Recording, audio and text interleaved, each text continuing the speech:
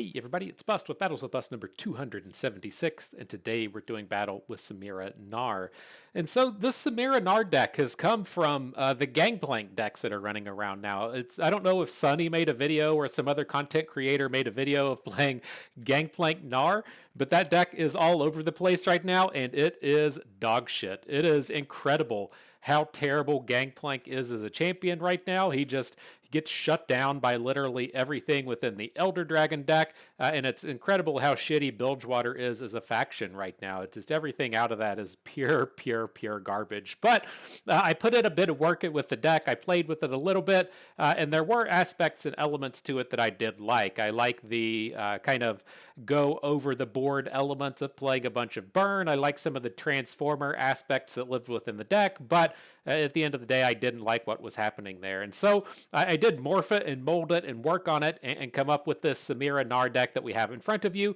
It's much more in line with what I think you need to be successful in this format, in the sense that it has the Wings Giving in it, so it fits within that era of playing either the Wings Giving or the Elder Dragon, and it also has a lot of ways to go over top of a Nora deck, be that impact from the Gloom Sprites, the Bitsy Lizard, the Teeny Dactyl, the Tenor of Terrors, the Risus.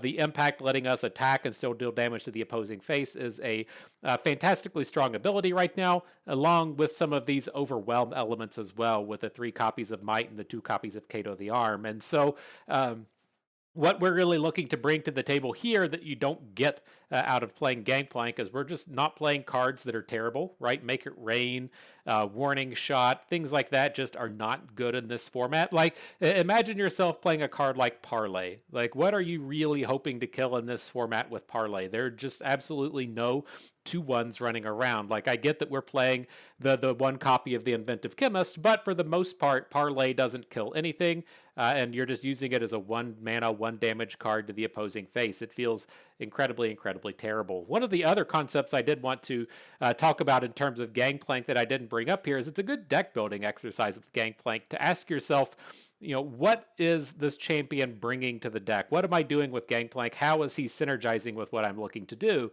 And what you see with a lot of the Gangplank decks running around now are they have some elusives in it, which Gangplank doesn't care about, right? You want to have overwhelm units on the board with Gangplank, so his Cannon Barrage mows down the opposing health and you overwhelm through for more damage. And it's just like combinations like that don't really exist in those decks running around unless you accidentally flip a Gnar. And so I hope this, fits in that space a little bit better. Again, we have a lot of impact, a lot of overwhelm. The small Wings Giving package, which can boost off of the Tenor of Terror and the Risu if we're not just using it for value. I think this is a much more well-adjusted deck in this meta. Again, that Gangplank deck, I tried it. It's horrible for ladder. It was horrible in terms of being a meme deck. It's horrible just in terms of having funsies with it. Whew, just horrible all around. And so let's get that out of the way, jump in, see if we can't get some Bitsy Lizards on the board. Nothing wrong with a 3/4 for 2 mana. Nothing wrong, I tell you that right now. And so we'll see if the lizard gets to come down. Another thing I wanted to call out for the daily followers out and about watching the videos every day, I'm not certain if this is going to be the last constructed video I do. I'm kind of toying with the idea of either this video being the last one or kind of running through the weekend and then just moving over to the Path of Champions. And so it's tough for me to really kind of decide on that. There have been like a handful of announcements happening like today and yesterday, in the sense that Riot released, I guess, the button to the League client, which is kind of an indicator of the Path of Champions changes coming forward. And then I believe that one of the Riot guys did a kind of Path of Champions preview stream today on Disguised Toast channel, or I guess it's Disguised Toast. As Spicy Toast Gaming, is that still Disguised Toast? I don't know. I don't follow his work, but it seems like things are kind of coming for Path. It's tough for me to really decide with some of this stuff because you don't know if like how the patches are going to cycle now that Riot is in their big things are a changing phase, and so I'm not quite certain how to read into it in terms of should we be expecting a patch on this upcoming week? Is it going to be 2 weeks later? Is the big path, like constellation change thing, going to be something that is... we should have attacked with the sprites on the left. But is it, going to be in the farther future or not? I don't know. And so I'm going to kind of kick in with a little path. I'm a little worried in the sense that I don't want to... I don't want to like jump into another game for a week and a half and then the path update hit, but it also feels kind of hokey to be playing path when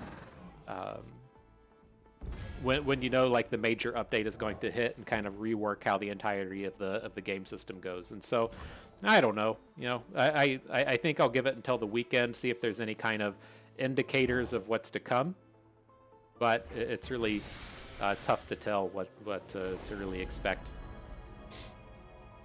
All right, though, moving forward, kind of interesting stuff. I'm a little interested in the Deathless Revenant. Like, we're not taking Curious Changelings here. It's never going to upgrade, but we could also get some pretty decent damage out of the Mana Soul student. Maybe we look to pick up the Mana Soul and then get a couple of activations out of this.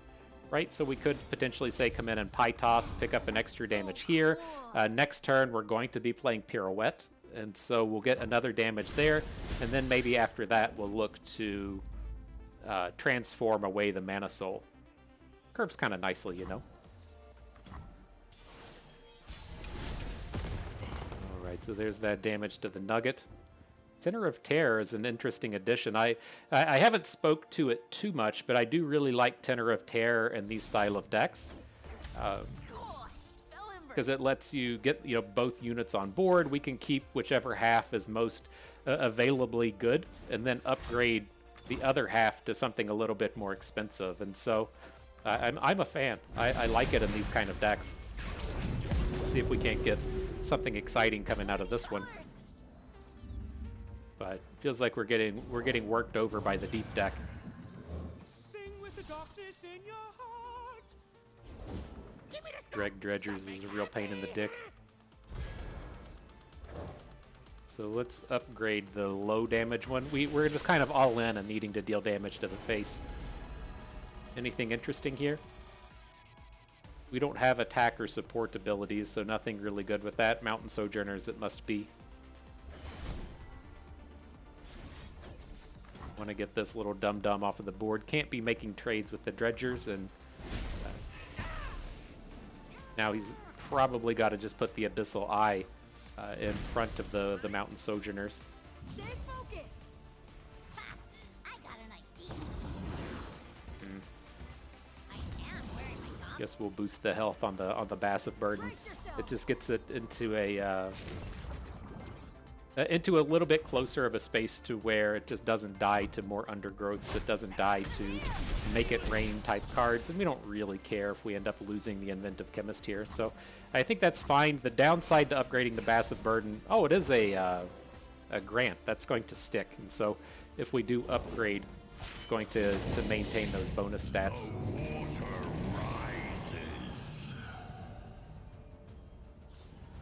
Nautilus comes in, kinda lame. Kinda lame. It's good descriptor of Nautilus. Probably just looking to the Inspiring Marshal. Now I have to assume with the opponent being deep that any unit that they play is going to be able to block a fearsome unit.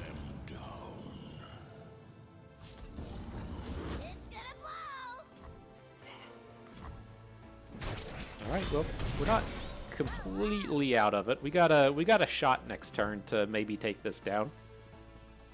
Not feeling good about it. He's getting to the point. Oh, he's got more units as well.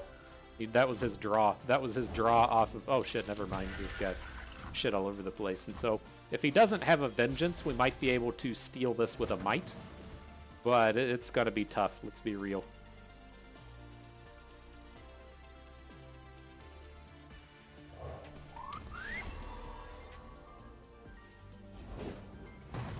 Shipwreck Orders doesn't change anything.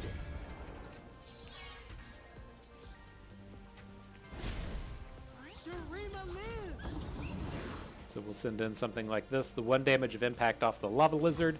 Whatever will deal the most damage with a Might is what we'll take here. We've got 2 damage going into the Hoarder, 3 damage going into the Sea Scarab. So we'll take this middle one. I don't think... Well,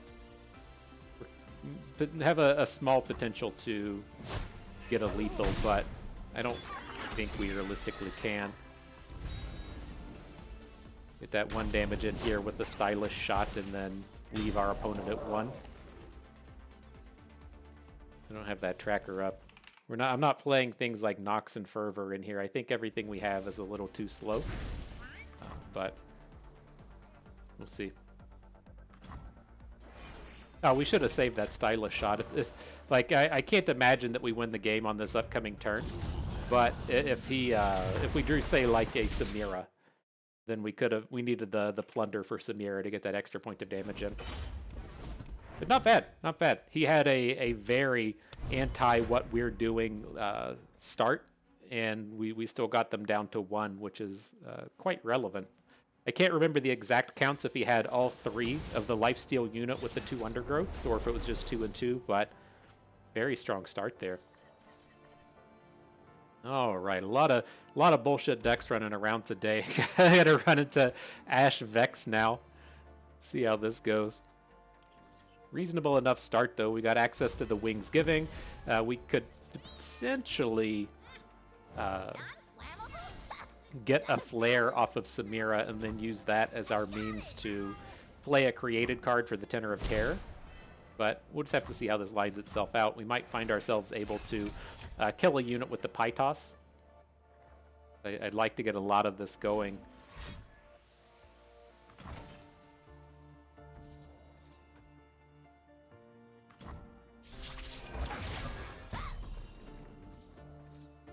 I think we might be stuck. Well, I'm trying to think of what our chances are of just getting like an open strike with Samira next turn.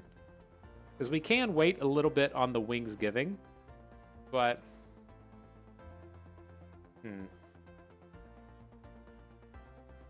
it's just like opening with Bitsy Lizard doesn't feel great.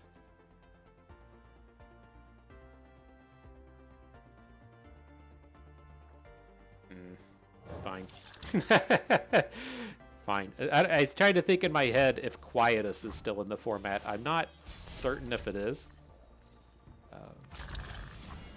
And that's a kind of major point of interest here.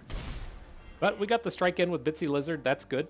He needs to either kill it or deal with having a bigger unit on board. I'm fine with that. The double Wings Giving into Tenor of Terror is kind of interesting as well. We still need to either kill a unit with a spell or play a created card, and so I will get the Flare on board. But hopefully get that up and running and strong. No play. Interesting. Yeah, question what kind of bullshit we're about to run into, right? Eradicate makes sense, sure.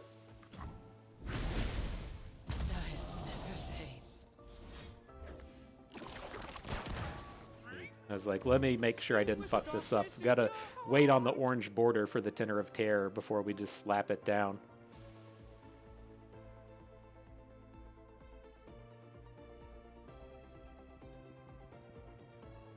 Interesting choice next turn, though. If we want to start getting the Wings Giving going, or if we want to get Kato the Arm on the board. My worry with Kato is like I don't want him to come down on board and then run into just like Vex. I think that puts us too far behind, and so I will play the Wings Giving. It does open us up to getting zinged by another AoE removal spell, but we have a little bit of opportunity here to get ahead, I think.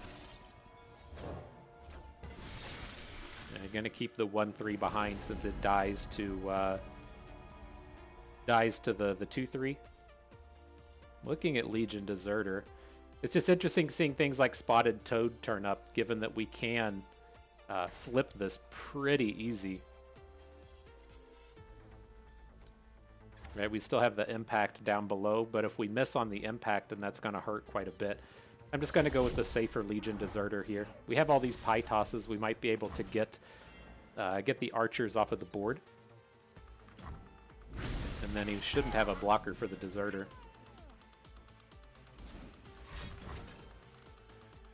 Yep. Owl's seen it all.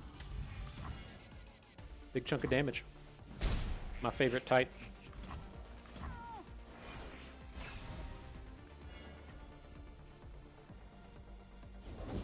Mine are the words of the shattered soul.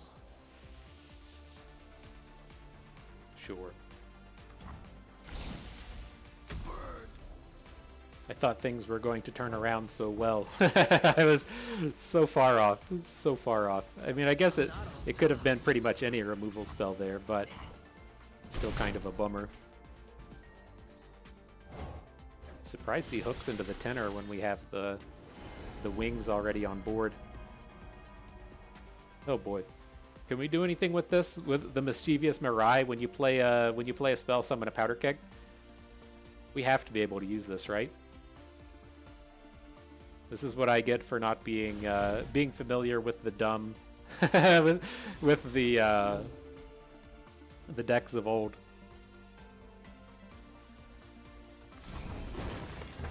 All right, well, let's take some advantage of this. Well, we have all these 2 damage burn spells. Oh, we maybe should have just done the Pie Toss so that we could then maybe just send 4 damage to face things like Stylish Shot.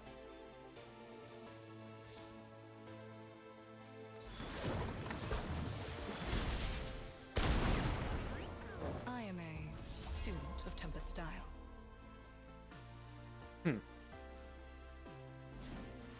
Mouth noises and stuff, you know. So do we want to go for the extra Pie Toss now? We could still get Grim off of the board. I don't think it's going to be that useful. He'll probably die in any combat he gets involved in.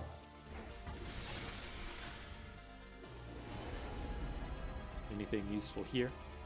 Probably just want to go with the Minotaur Reckoner. The thing that I assume that we're going to get boomed on here is we're going to make this attack and then he's going to just like harsh winds, right? So we'll deal 0 damage and he'll kill off the Storm Cloud. The box. Jesus. Okay. So much dumb shit. Tell me how your weekend was playing chess by yourself. I bet it was awesome. Alright, Risu number 2. That's where the party is. Can't wait to see how this goes wrong. Yeah, it's tough. It's kind of damned if you do, damned if you don't with these pie tosses. We could have pie tossed off the unit on board and then had access to 2 perilous pastries that we could look to throw to face. Like, we are getting the opponent fairly low, The form without form. so could have been some interesting potential there. Are you fucking kidding me? Okay. Sorry, master. Okay. Let me know how your solo chess game was. Everything is misery. Hey, Endeko, you want to come by and hang out this weekend? We're playing chess. Nah. Heard you love playing chess. We're all gonna get together and play some chess. You don't want to come by? Nah, you guys are no good. I only play against the best in the world. That's myself. Tell Magnus to stay at home. That's just how I envision everybody that comes out here and plays decks like these. Gaze upon me and despair. All right, anything interesting in here? I guess Cythria is the biggest unit. We're just going to be looking to make a Kato play. Probably just dead at this point, but we got to at least put the attack forth. If we're able to hit the opponent for, you know, if it's in a spot to where he just doesn't have it, and then he's stuck having to, like block our overwhelm unit with Vex, then we might have had the chance to finish that one off. Alright, GG, I guess. That was fun for somebody. I don't know. It just strikes me as so boring. So boring. It is kind of the terrible state of Vex, though. Like, the deck that the opponent's playing is it's not super interesting in the sense that the cards don't exist to make it interesting, right? The opponent's actually playing two separate, like, interesting concepts. To where, number one, there's occasionally been Ashe decks that can make an appearance and work with the Shadow Isles removal. So you're using the Frostbites from Ashe to, say, put a whatchamacallit. So you're using the Frostbites with Quietus and using the Frostbites with Calling Strike. So you're using the reduce attack power thing in multiple ways. That's interesting deck number one. And then interesting deck number two is using Frostbites with Fearsomes. And so you're aiming to get a Fearsome unit on board. And then make it so your opponent can't block. But the cards don't exist for they don't exist in enough density to make one of those be a legitimate and realistic deck. And so I think we can play the Conchologist here. There's not a ton of units to worry about. And so I don't think this is a Lightning Rush board, but discarding to Spirit Portal when we're already so low on cards feels kind of bad. I think we might just need something to do. But no, there are two interesting decks there. The opponent was playing neither of them, and so it's tough when the cards to kind of activate that strategy just don't exist. Maybe that's the kind of thing I envision, you know, say with like the Nasus Shurima decks of old. Like you could see where Shurima was going down a path to where they're going to have a lot of attack reduction. So you have cards like Quicksand and the Dragon that just came out and stuff, and then you tie that in with Fearsomes. But I guess Riot didn't get the chance to fully flesh out those ideas.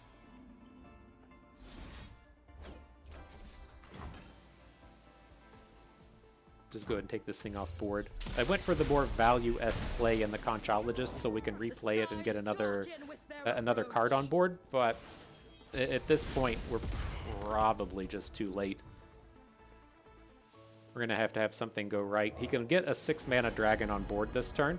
If he gets if he gets like a Cloud Drake, then we're kind of okay. If he plays one of these more interactive ones like the Swarm Caller, then we're going to struggle.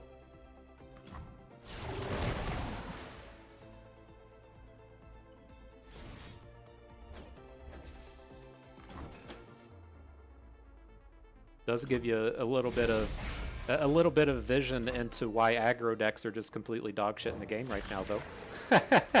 So, opponent got to spend their turn taking out 2 attack, playing a unit that's bigger than all of our units, healing 2 while they're at it, and now they're just going to be dominating every combat from here forward.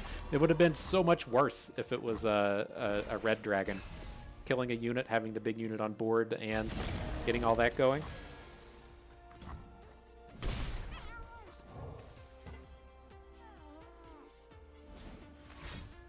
Interesting, he took the heals for both. I assumed we were going to play Wingsgiving and it was just going to be gone. That's at least kind of cool. Shit, we should have hit Conchologist. I saw the size of our units and didn't put enough thought into it. I just assumed they were the same thing.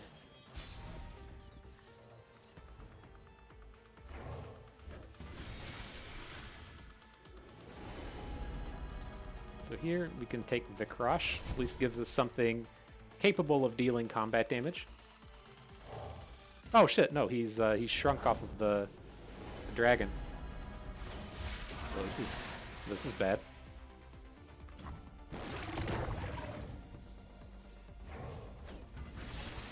So we spike. I can't imagine ever winning this game.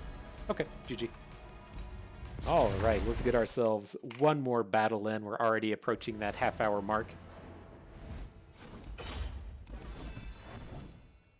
I gotta say, at least some of these games feel kind of close. We've run into just all of the anti-aggro stuff back to back to back to back to back to back to back. And some of these games have been fairly close, and so it's nice in that sense. But as far as the selection of games goes, this is an odd run-through.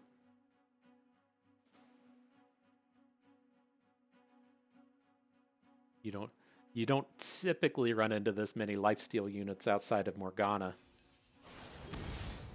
All right. That's the Aurelion Sol. It's not not the Elder Dragon.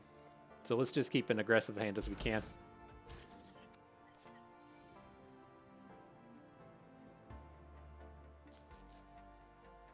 You got to do your thing, Bitsy Lizard. You got to show them.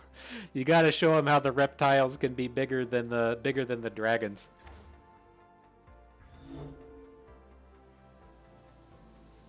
But yeah, to kind of like circle back to our note at the beginning, you know, it feels like the format gets kind of old. I know I've harped on this over and over and over again in terms of Hearthstone, where Hearthstone was on a 3-month set schedule. But the ladder reset every month, and there would occasionally be a balance patch around month 2. And so month 1 of the ladder, you know, super fun. You'd play the new cards for a couple weeks. You'd try to grind up high in the ranks for the next 2 weeks, and the next month would come, and it wouldn't be nearly as interesting, right? The format was pretty fleshed out, and so you would try out the last of your meta ideas and grind a little bit, but certainly not as much as the last month. And then in month number 3, you just got to Masters and quit, or you got to Legend and quit, whatever it's called in that game. And I very much see that kind of space happening with Runeterra, except the ladder resets every 3 months. And there's at least a little bit of a mix-up in there, given that the Eternal season brings itself forward. But I'm already kind of like done with this meta. And the thing that was so great in the days of old, the days of yesteryear, is, you know, we would play the first couple weeks of the meta. It would start to get a little bit stale, but you would have the chance to then switch to playing best of 3. And so you would have the Open, or you'd have the Ruthless Rumbles, whatever those were called. And so, like, at least from a content creation perspective, it gave you some opportunity to circle back and cover off on some of those decks that you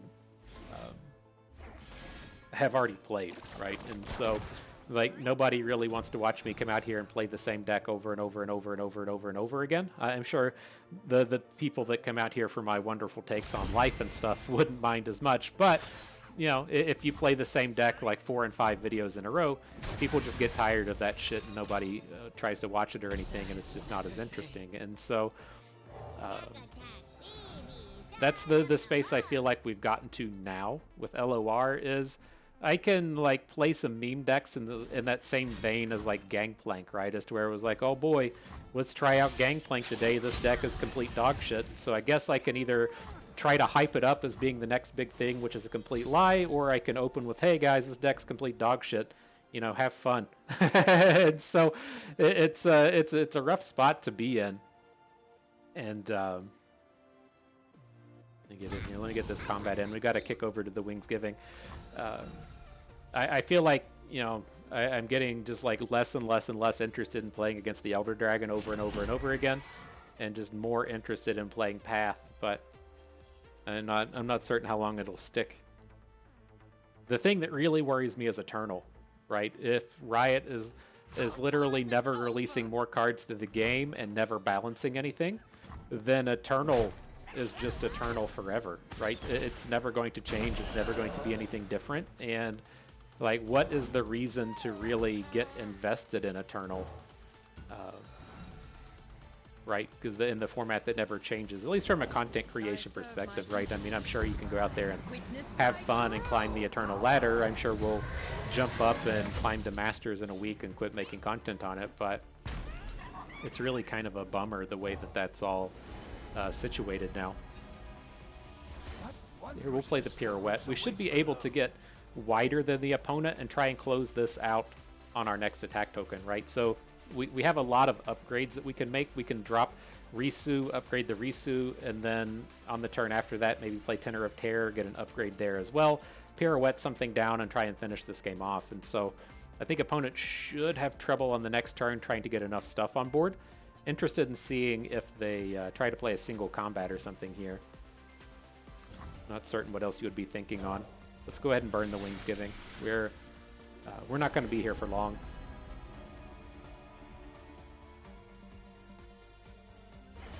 Oh, hang on. Maybe we should have picked up that last breath unit. I'm like 90% confident we're just going to get single combated, and I think we should have picked up that last breath. Like, I had the value in mind, given that we can.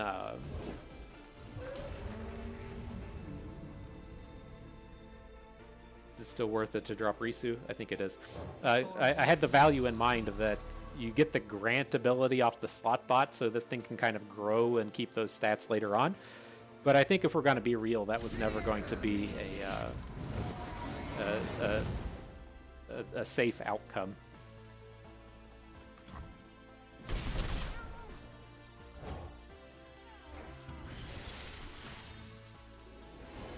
All right, anybody big in here?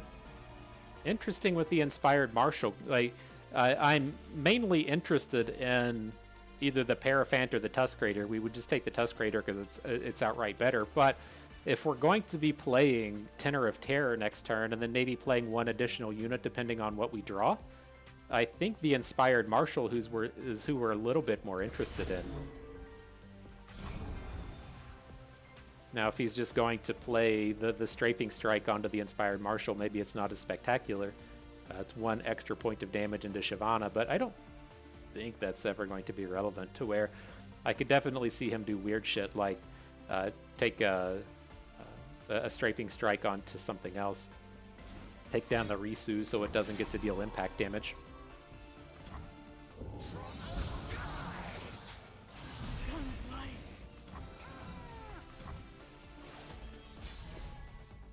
Take down the Storm Cloud, I guess it is. Risu is the summoner, right?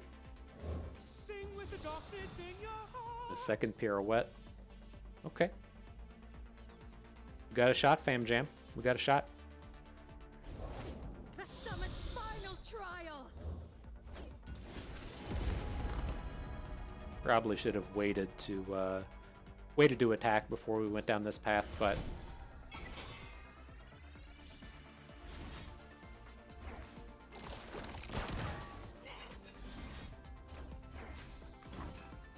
we're going to take away as many blockers as we can here. We're going to deal the 2 damage to... Oh, hang on. Now that I look at this a little closer, we maybe should have just gone ahead and killed off the Herald of Dragons. I'm going to want to... by pie-tossing the Herald of Dragons, we kind of get an extra point of damage in, right? Because now we can point the pirouette to face instead of pointing it towards the Herald.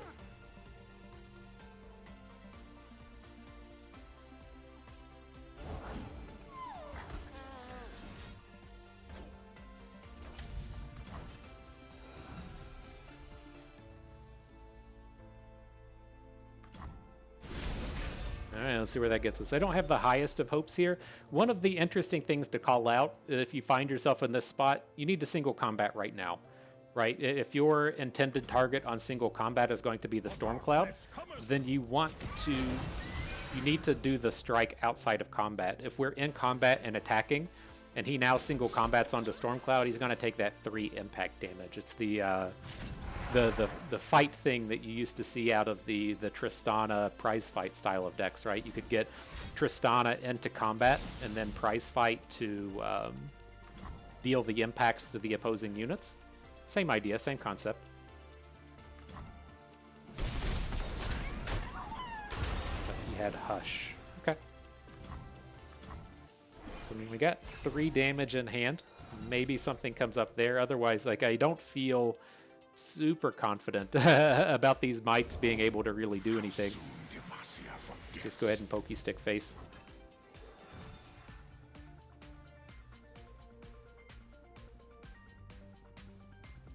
At least a bit of upside might be I could see him definitely struggling to actually kill us this turn. Now here's where we gotta shine, right? We gotta drop this this mite defensively. I'm not super happy about it, but it at least gets us to the spot to where he shouldn't be able to kill us. Kato of the arm. Okay. All right. We managed a victory. Well done, team. Well done, squad. We won a game. No go into the goose egg today.